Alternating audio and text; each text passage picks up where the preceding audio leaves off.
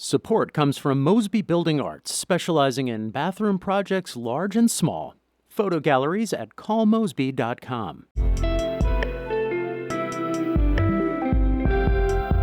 From the St. Louis Public Radio Newsroom, this is The Gateway. It's Friday, October 24th.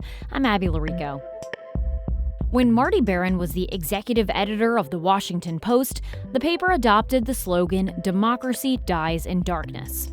He's now retired, but still believes the beacon of journalism is an essential part of democracy and vice versa.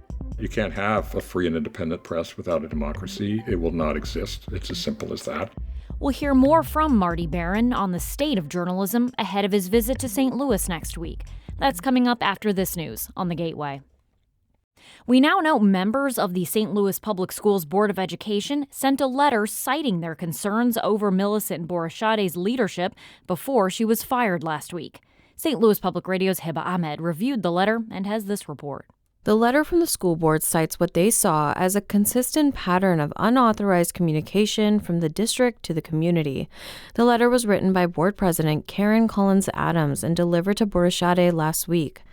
Examples included presenting a report that suggested closing down half of the district schools and the announcement of temporary school closures after the May 16 tornado. The letter sheds light on what drove the board to terminate Borishade without cause last week, but former board member Ben Conover says he doesn't agree with the letter or the decision to fire Borishade. He resigned from the board on Monday. As a result of the vote, the district will pay Borishade about $730,000 in health benefits. I'm Hiba Ahmed, St. Louis Public Radio. St. Louis machinists will vote on a modified contract offer from Boeing this weekend. This announcement came a day after union leadership refused to bring the contract for a vote to members. A Boeing spokesperson said in an email the union's bargaining committee changed course after discussions yesterday. Union leadership on Wednesday called the offer, which adds to the wage increase for top-paid employees but cuts down on attendance additives, insulting. Union members will vote from 8 to 11 a.m. on Sunday. The city of St. Louis has some new tools and plans that officials say will help more smoothly deal with snowfall this winter. St. Louis Public Radio's Jason Rosenbaum has more on how Mayor Kara Spencer's administration is prepping for the season. After a snow and ice storm earlier this year made city streets impossible to navigate, Spencer says the city is stockpiling more salt and preparing to use new plow trucks ahead of the winter. 4 smaller trucks could potentially be used on some side streets, which traditionally haven't been plowed in the city. Spencer says she's not promising that all city side streets will be treated during a winter storm. We are preparing to be able to do those. We are going to be relying on and working with the judgment of our street department on a case-by-case basis on how we're able to do that work. The city is also boosting on-call pay to incentivize city workers with commercial driver's licenses to sign up for snow removal shifts. I'm Jason Rosenbaum, St. Louis Public Radio. St. Louis County deer hunters will be required to bring in their game for testing during deer season's opening weekend next month. The Missouri Department of Conservation has added 12 new counties to its list of those requiring testing for chronic wasting disease. CWD kills the deer it infects after misfolded proteins in the brain cause the deer to stop eating. It spreads primarily by contact, so early identification of cases is crucial. Mandatory testing is meant to catch the first CWD cases in a county or in the surrounding 10 miles. It does not indicate a major uptick in disease in the area. Jason Isabel is the MDC's science program coordinator and says opening weekend sampling, especially in regions recently added to the mandatory testing zone, is important to prevent the spread. But it allows us to collect typically about 20,000 samples in a 2-day period to get a better understanding of where CWD exists on our landscape. Opening weekend, hunters must take their deer or the head of the deer to a sampling station in their county. The test should take no more than 10 minutes. Illinois lawmakers are still undecided on whether to redraw the state's congressional map, but they're running out of time.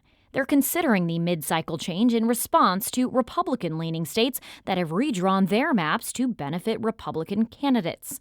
The second half of the fall veto session happens next week, and the deadline for candidates to file for next year's primary is November 3rd.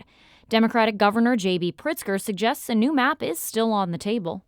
The more that Donald Trump takes on this redistricting mid-decade and doing it only for the reason that he knows he's going to lose in 2026, that's something that should weigh on the minds of people who are considering whether or not Illinois should do something about it.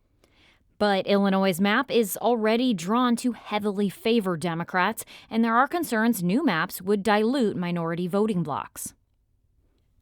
Missouri-born pop star Chappell Roan has announced the launch of a project supporting LGBTQ+ communities throughout the country, including 2 community centers in Missouri.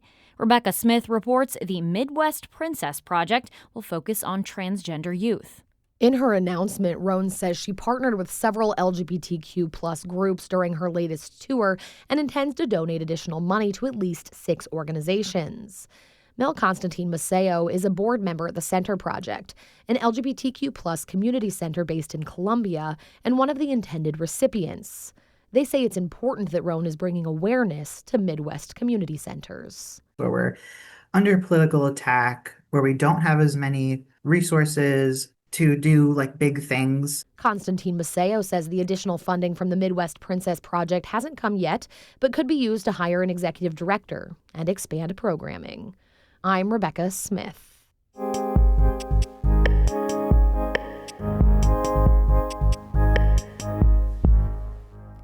Marty Baron has spent his life working in journalism, from the Miami Herald to the Boston Globe to his most recent position as the executive editor of the Washington Post, where he retired in 2021. Baron will be the featured guest at the Gateway Journalism Review's First Amendment event on Sunday, November 2nd. St. Louis on the Air producer Olivia Mizelle spoke with Baron about the state of journalism and how trust in the industry compares to when Baron started his career in the 1970s. Well, I would say it's extremely different. Keep in mind, in the 1970s, we had the disclosures about Watergate. We had the Pentagon Papers disclosure by the New York Times, Watergate by the Washington Post. I think the public could see that the press was serving the public interest, and trust in the press was somewhere about 70% at that time, which was extraordinarily high. The entire makeup of the media industry was completely different. You had a limited number of television networks. You had strong local newspapers that were monopolies or oligopolies in their individual markets. And you didn't have an internet. So there were a tremendous number of differences between then and now. You're coming to St. Louis to headline an event with the Gateway Journalism Review, and your presentation is titled The Case for Worry and for Optimism. Let's start with the not-so-great part of that. What is the case for worry? Well, I think there's a lot. I mean, over the 50 years of my career, I've always known a free press in this country. I took a free press and free expression generally for granted. And now I don't think I can take any of that for granted.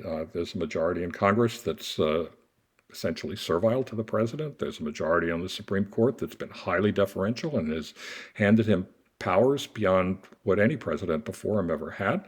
I can't be certain these days that the press will fulfill its responsibility to hold a president to account as it should.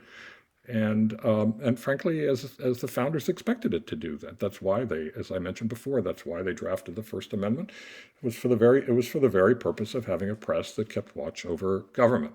And now you have a president who is doing everything in his power to undermine the press, to sabotage its economic sustainability, to damage its legal position, and to further undermine its reputation with the public.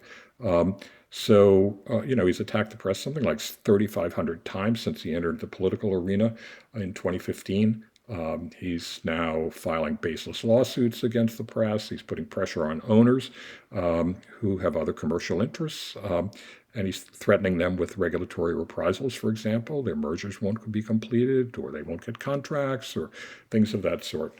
The Washington Post adopted a slogan in 2017, "Democracy dies in darkness," as I'm sure you know. Do journalism organizations have a role in safeguarding democracy today, and should they be explicitly pro-democracy? Yeah, well, I do know. I was there when that happened. I participated in those meetings. So, I think we do have a role in that. I think we should be pro-democracy. The reality is that You can't have a free and independent press without a democracy. It will not exist. It's as simple as that. And when you look at other countries, when you have leaders with authoritarian tendencies, authoritarian impulses, practically the very first thing they do is go after the traditional press. They want to quash any independent arbiter of truth, starting with the press, but also moving on to historians, scientists, academics, scholars, you name it, politicians who think differently. That's what they do. And so in order for a free and independent press to exist, we have to have a democracy. And in order for a democracy to be a true democracy, there has to be a source of independent information. That's former Washington Post executive editor Marty Baron. He spoke with St. Louis On the Air producer Olivia Mizelle. You can hear his thoughts on Washington Post owner Jeff Bezos and much more today on St. Louis On the Air. That's at noon and 7 p.m.